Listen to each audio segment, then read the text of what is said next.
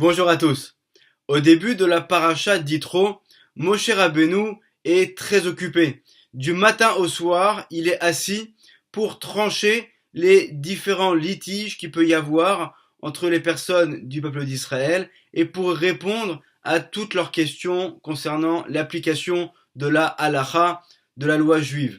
Et Yitro, son beau-père, qui s'est joint au peuple d'Israël, remarque que c'est trop difficile de gérer tout un peuple de cette manière-là, et donc il va proposer d'instaurer un système hiérarchique avec des juges de différents niveaux qui vont trancher les cas selon leur niveau de difficulté. Et lorsqu'un juge d'un niveau inférieur n'aura pas la réponse à une question, alors il pourra la transmettre à un juge qui a un niveau au-dessus, et ainsi de suite, jusqu'à Moshe Rabbeinu, qui devra s'occuper uniquement des cas les plus sensibles et les plus compliqués.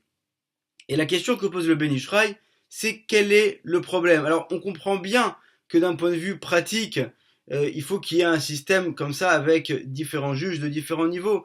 Mais quelle était finalement la question véritable de Yitro lorsqu'il dit au chapitre 18, verset 14, Madoua ata yoshev levadecha? Il dit à Moshe Rabbeinu, pourquoi est-ce que toi seul es assis, Vechol ha'am, et tout le peuple, Nitzav alecha, se tient sur toi, vient te poser des questions, min boker ad arev, du matin au soir.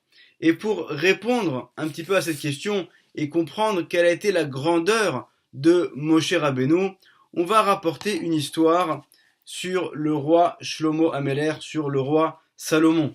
Lorsque le roi Shlomo va être intronisé en tant que roi et régner donc à la tête du peuple d'Israël, il va avoir un cas très compliqué qui va se présenter à lui.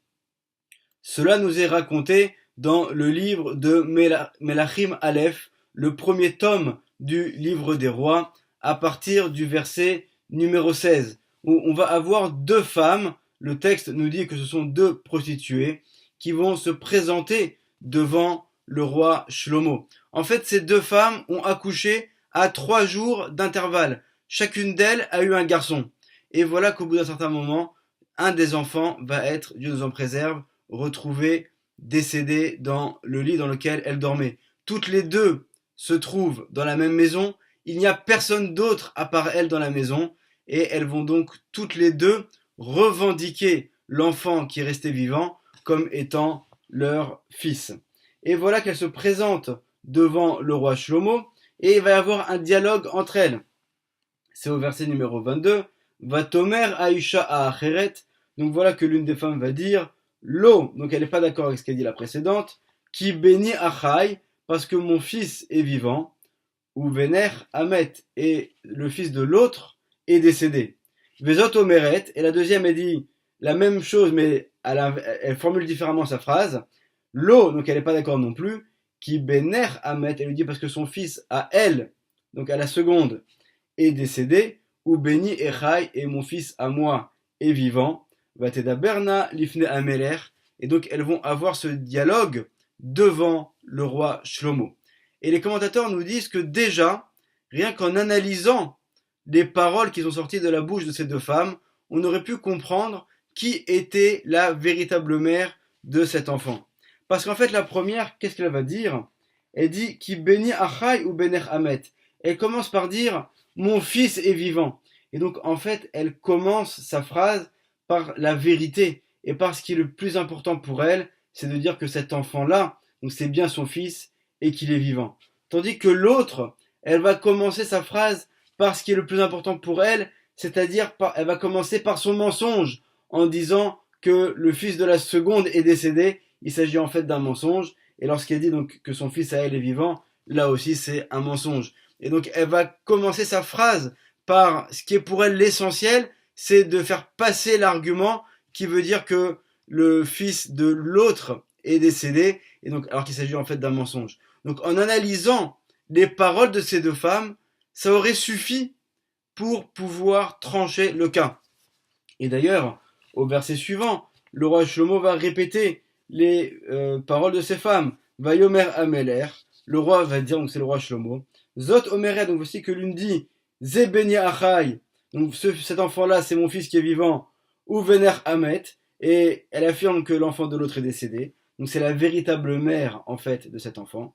Vezot omeret, et l'autre dit, l'eau, elle n'est pas d'accord, qui bene Hamet, elle dit que l'enfant de la seconde est décédé, ou beni achai, mais que son fils à elle est vivant. Vayomer Ameler, et donc à ce moment-là, qu'est-ce que va dire le roi? Kichouli charev, prenez pour moi une épée. Vayaviu acherev lifna Ameler, et donc on va apporter une épée devant le roi Shlomo.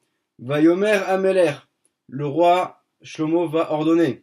Gizeru et ayeled achai lishnaim. Coupez cet enfant en deux. Utnu et achetzi leachat, vet achetzi leachat. Donc prenez cette épée, coupez l'enfant et donnez la moitié à l'une des femmes et l'autre moitié à la seconde. Vatomer Aïcha. Donc à ce moment-là, il y a une des femmes qui va intervenir. Asher Bena Achai, donc la véritable mère de l'enfant, elle Ameler. Elle s'adresse tout de suite au roi et lui dit Kinim Keru Rachamea Albena. Parce qu'en fait, en tant que maman, elle a sa miséricorde qui s'est réveillée vis-à-vis de son enfant. Donc elle ne peut pas accepter qu'on va tuer son enfant devant elle. Et donc elle lui dit Va tomer bi Adoni.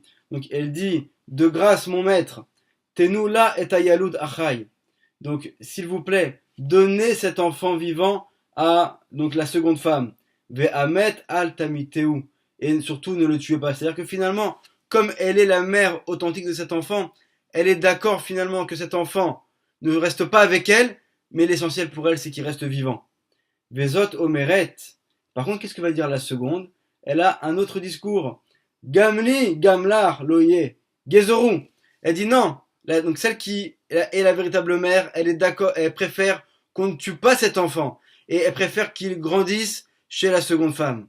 Mais cette seconde femme, elle n'est pas du tout d'accord. Elle dit non, non, non, je veux qu'on tue cet enfant, et donc coupez-le en deux. Vayaan Ameler. À ce moment-là, le roi va répondre. Vayomer, il va dire, Tenula et ayalud achai, ve'amet lo temituu hi imo. Et donc à ce moment-là, le roi va trancher et va dire que la première femme, c'est bien elle, la mère de l'enfant, et donc on ne condamne pas cet enfant à mort, et on le rend à sa mère. Et d'ailleurs, Rashi nous rapporte les paroles de la Gemara dans le traité de Makot, à la page numéro 23 au deuxième versant, où à ce moment-là, il y a une voix du ciel qui va sortir et qui va en effet confirmer les paroles et le jugement du roi Salomon. Et à ce moment-là, le chapitre termine en disant Vaishmeu kol Israël, et amishpat asher shafat ameler. Donc tout le peuple a entendu ce jugement qu'a rendu le roi. Vaireu mipene ameler. Et donc ils ont eu une crainte de ce roi. Qui raou, parce qu'ils ont vu. Qui chochmat Elohim bekirbo, parce qu'il a l'intelligence d'Hachem en lui, la asot mishpat, de faire justice. Lorsqu'on relit cet épisode, on devrait se poser une question que j'avais entendue de la part du Rav Yaakov Nassir de Ra'anana, qui disait à partir du moment où on sait que le roi Shlomo est le plus sage de tous les hommes qui a existé, il a déjà très bien analysé les paroles de ces deux femmes. Donc il aurait pu trancher son jugement uniquement en se fondant sur leurs paroles, parce qu'à travers leurs paroles déjà, il avait tout de suite compris qui était la véritable mère de l'enfant. Alors pourquoi est-ce qu'il y a eu besoin de faire aussi donc tout cet épisode avec l'épée qui va lui être amenée et menacer de couper l'enfant en deux? En fait, il n'y aurait pas eu besoin de toute façon de tuer cet enfant, parce que il savait très bien, le roi Shlomo, depuis le départ, qui était la véritable mère de cet enfant. Et d'ailleurs, pour expliquer un peu plus la complexité de ce cas qui a été apporté devant le roi Salomon, il faut savoir que le Midrash, dans le Midrash Rabbah sur Shirachirim, sur le Cantique des Cantiques, au chapitre numéro 1, paragraphe numéro 10, nous dit que, en fait, bien que le texte nous parle de deux prostituées, et c'est l'opinion de plusieurs commentateurs qui vont selon le sens littéral, mais il y a également d'autres explications, et le Midrash nous dit il s'agissait en fait de deux femmes qui en fait avaient perdu leur mari. Nous dit le Midrash, Verabanan Amrin, nos sages ont enseigné, Yevamot Ayou. C'était des femmes qui avaient perdu leur mari, et toutes les deux étaient enceintes. Et d'ailleurs, le Meiri, qui est l'un des commentateurs sur le Talmud, lorsqu'il va commenter donc le traité de Yevamot à la page 17 au deuxième versant, il nous explique en fait que ces deux femmes avaient un lien de parenté.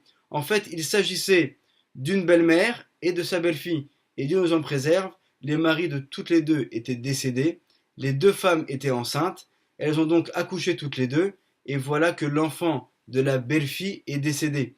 Et selon les règles du hiboum, donc cette femme, cette belle-fille, aurait dû attendre que l'enfant de sa belle-mère grandisse, soit en âge de se marier, pour qu'il décide ou de l'épouser, ou au contraire de faire le tekes achalitza, donc de faire tout cet événement qui avait lieu à l'époque, et qu'on fait d'ailleurs jusqu'à aujourd'hui dans certains cas, donc où en fait il disait qu'il ne souhaitait pas se marier avec cette femme. Et donc étant donné que c'était encore un bébé, la belle-fille ne voulait pas rester toutes ces années à attendre que cet enfant grandisse. Et donc elle a préféré dire que c'était son propre enfant.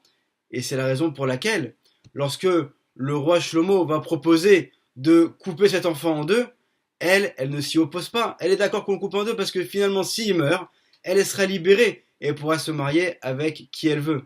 Donc le roi Shlomo également avait compris toutes ces finesses. Mais pourquoi alors est-ce qu'il a fait donc tout cet épisode avec l'épée et qu'il a menacé de tuer l'enfant? Parce que le roi Shlomo avait conscience que s'il avait tranché ce cas uniquement en se fondant sur les paroles de ces deux femmes, alors parmi le peuple, il y aurait eu une certaine élite de gens érudits qui auraient compris également la finesse des phrases et qui auraient pu donc comprendre pourquoi est-ce que le roi Shlomo avait tranché de cette manière-là. Mais il y aurait eu également sans doute une majorité de gens qui sont des gens simples qui n'auraient pas compris toutes ces finesses et finalement ils s'en seraient remis au jugement du roi, mais sans pour autant le comprendre. Tandis que lorsque le roi va faire venir une épée et va finalement réveiller cet amour maternel d'une mère pour son enfant, alors là tout de suite le jugement est évident et même les gens les plus simples parmi le peuple, tout le monde comprend très bien ce sentiment maternel qui concerne toutes les mamans du peuple d'Israël. Et donc c'est évident pour tout le monde, sans exception, et pas seulement pour une classe d'élite ou pour une classe d'érudits, mais là pour tout le peuple, c'est évident que cette femme-là, c'est bien elle, la véritable mère de l'enfant. Et donc le roi Shlomo ne voulait pas trancher un jugement sans qu'il soit compréhensible par l'ensemble du peuple.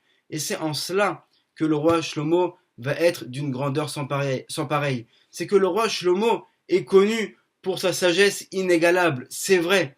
Mais là où il va avoir une grandeur particulière, c'est que cette sagesse, il va pas seulement la réserver pour une élite ou pour une cour qui va être autour de lui ou seulement pour certaines classes de grands rabbinim ou de grands érudits ou de grandes sadikim.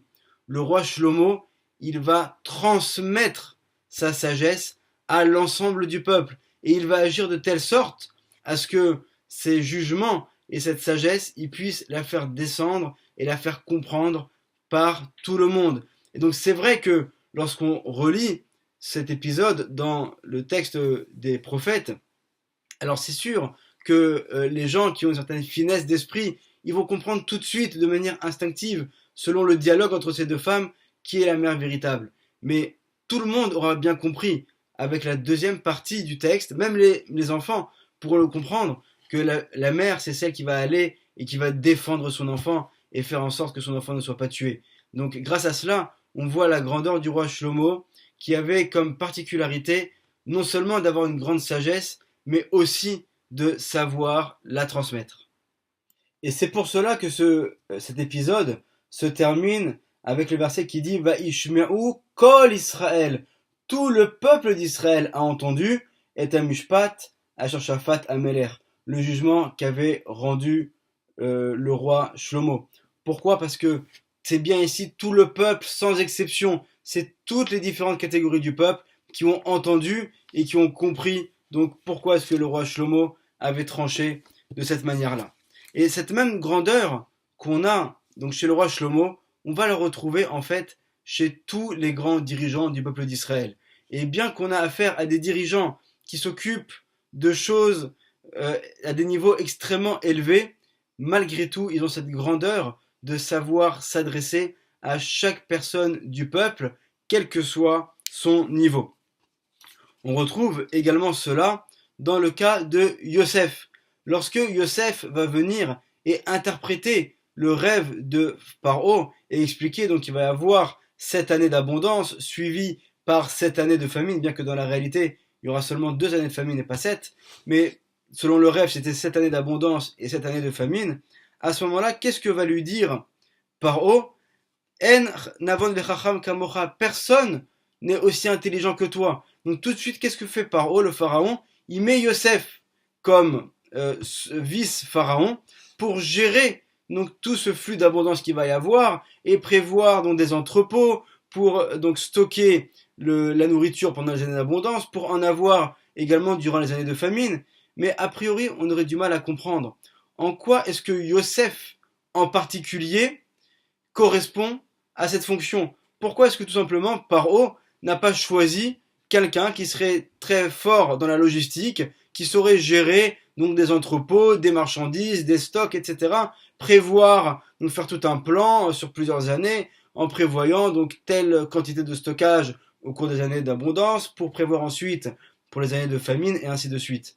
Pourquoi est-ce que Paro a choisi spécifiquement Yosef? C'est parce qu'il a vu chez Yosef cette grandeur, que non seulement il a une très grande intelligence, et donc il sait donner des explications à Paro et à sa cour, etc., mais il a vu aussi que Yosef aurait cette grandeur de savoir transmettre et expliquer son plan d'action, pas seulement à une élite, mais également à l'ensemble du peuple, à tous ces agriculteurs, à tous ces paysans qui travaillaient leurs champs et qui eux aussi étaient concernés par ce problème. Et c'est pour cela également donc que Paro a choisi Yosef comme étant celui qui va devoir gérer donc toute cette période donc d'abondance et ensuite de famine.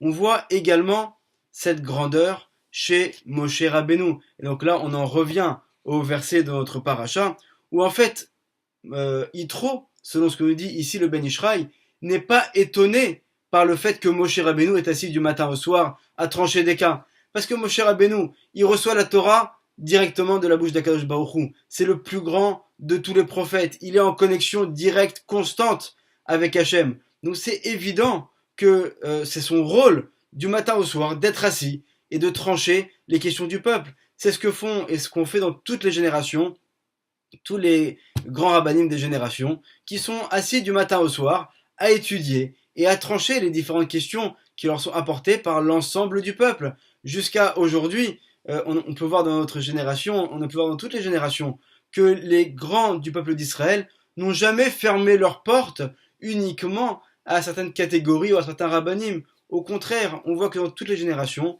la porte des grands de la Torah a toujours été ouverte. Et les gens les plus simples, du plus simple des bénis Israël au plus érudit, tous ont pu se rendre chez les grands du peuple d'Israël et poser leurs questions. Et d'ailleurs, on raconte, il me semble, que c'était sur le Chazon Ish, je ne suis pas sûr à 100%, que même une fois une personne était venue pour lui expliquer que son chat était mort et elle n'arrivait pas cette personne-là n'arrivait pas à s'en remettre et comment est-ce qu'elle devait agir, qu'est-ce qu'elle devait faire. Et le Rav avait écouté cette personne, lui avait donné des conseils et les gens qui étaient autour de lui étaient étonnés. Comment est-ce que un Rav qui gère tous les problèmes de la génération, comment est-ce qu'il va répondre à une question d'une personne aussi simple d'esprit? Et pourtant, on voit que pourtant le Rav le faisait et ça a été le cas dans toutes les générations. Donc là, Yitro, lorsqu'il voit que Moshe Rabbeinu est assis du matin au soir, il n'est pas étonné sur le fait que Moshe est assis à répondre aux questions. Il est étonné du fait que c'est Vechol Ha'am et que c'est tout le peuple qui se rend chez Moshe. Et là, Yitro, il a du mal à comprendre comment une telle chose est possible. Comment est-ce que c'est envisageable que quelqu'un d'aussi grand de Moshe arrive à s'occuper de problèmes parfois qui vont concerner des choses qui sont des choses futiles ou des choses qui concernent des personnes qui sont relativement donc légères d'esprit. Donc on voit que Moshe Rabbeinu, bien qu'il était le plus grand de tous les prophètes, bien qu'il ait reçu la Torah directement de la part d'Akadosh Baruch Hu, il avait cette grandeur de savoir transmettre son enseignement à tous les niveaux et pour tous les niveaux de compréhension au sein du peuple d'Israël. Malgré tout, Moshe Rabbeinu va accepter les conseils d'Yitro, mais c'est pour une autre raison. En fait, la question qu'on devrait se poser, c'est de comprendre quels étaient tous ces litiges qu'il y avait au sein du peuple d'Israël, alors qu'à ce moment-là, ils sont dans le désert, ils n'ont pas de terre ou de maison ou de biens, il n'y a pas tellement normalement de litiges dans ce cadre-là. Alors comment se fait-il qu'il y avait tellement de questions qui arrivaient chez Moshe Rabbeinu?